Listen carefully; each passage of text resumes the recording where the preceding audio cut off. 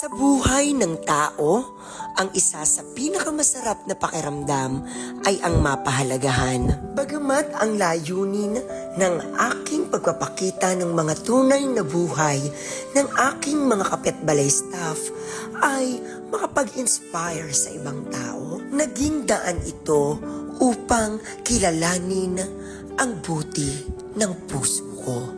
Hindi man ako mayaman sa salapi, ang appreciation na ito ay yaman kong maituturing.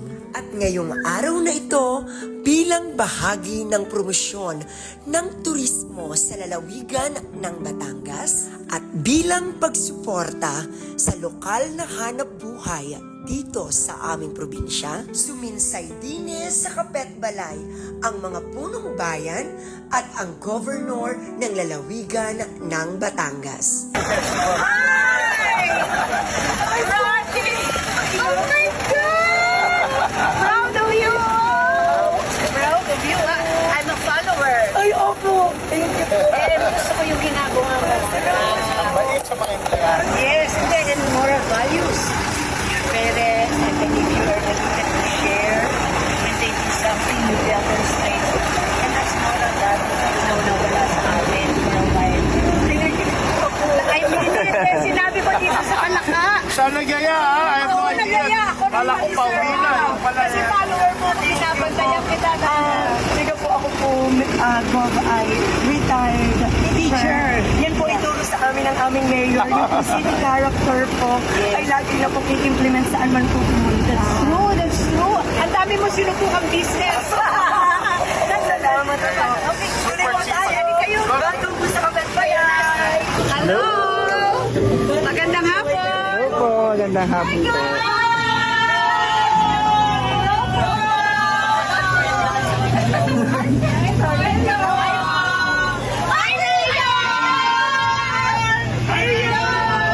Pinapalo ko kayo ha? Alam mo na ito sinasabi, sana kasing may takot isa ko.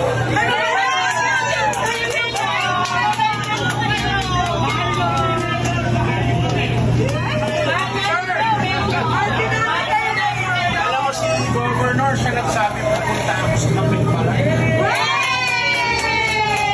Kaya siya talaga nakaplano na.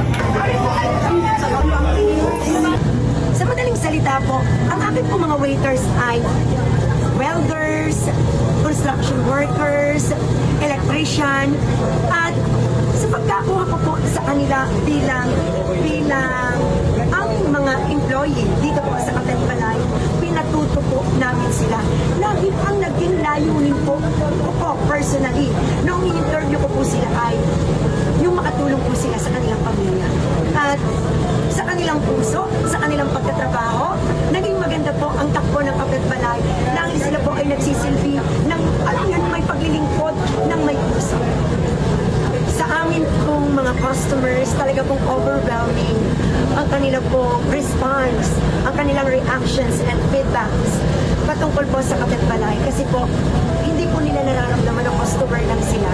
Nararamdaman nila na bisita sila, na parang tahanan itong Kapitbalay, na tinanggap po namin sila bilang bisita, na ito po ay ayon sa kultura ng Batanggenyo, ang pagiging hospitable.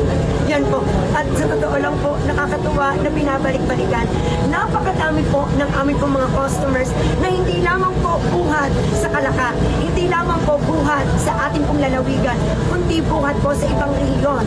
Katulad po from Bicol regions, from NCR, madami po ang pumupunta po dito sa Kapitbalay.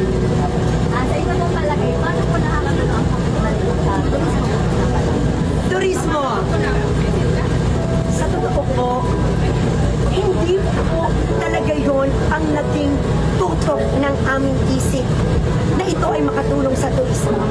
Ang naging tutok ng aming isip ay makatulong sa mga tao.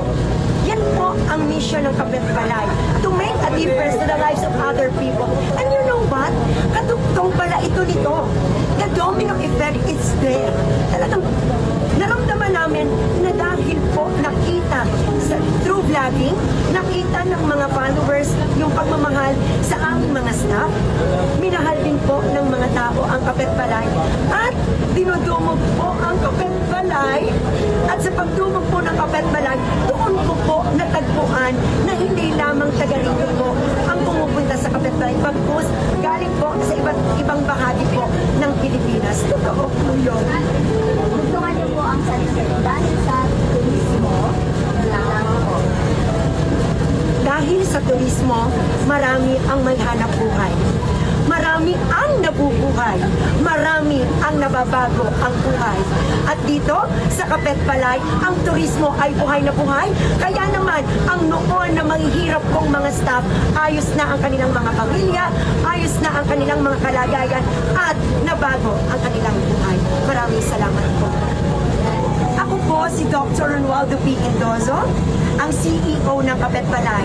Naniniwala na ang pagpapatakbo ng negosyo ay hindi base sa talino o pinag-aralan, bagkus ito ay sa karanasan at sa puso ng pagiging makatao para maging maayos ang takbo ng negosyo. Hindi ito sa pagkita ng salapi, bagkus ito ay kung paano ka makakapaglingkod ng may puso at ang hindi ka makakalimutan ng mga customers na dumadayo sa Kapitbalay. Maraming